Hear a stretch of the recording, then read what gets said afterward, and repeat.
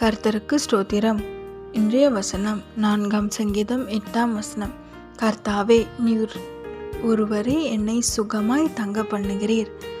4 சங்கீதம் 8 கர்த்தாவே, நீர் ஒருவரே என்னை சுகமாய் தங்க பண்ணுகிறீர். இங்கே தாவீது ரொம்ப அழகாக சொல்றாரு, நான் சுகமாக இருக்கிறது காரணம் கர்த்தர் தான் சொல்லி. ஆமென். அவர் தன்னோட வசதியோ பணத்தையோ எதுவுமே சொல்லலை, அவரோட டேலண்ட்டையோலாம் சொல்லலை.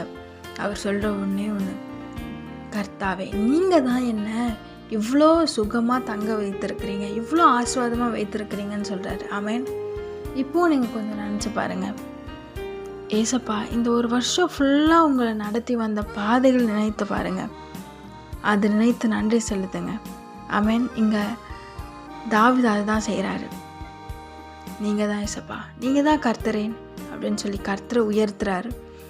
உங்களுக்கு கர்த்தர் செய்தவர்களை நினைத்து நன்றி செலுத்துங்க.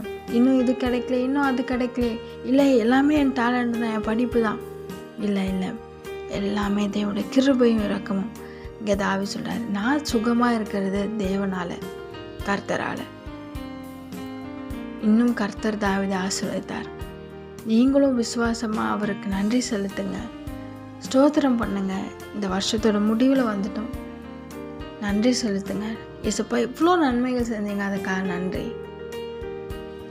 நிச்சயமாக அவர் உங்களை இன்னும் அதிகமாக ஆசீர்வதிப்பார். ஆமென்.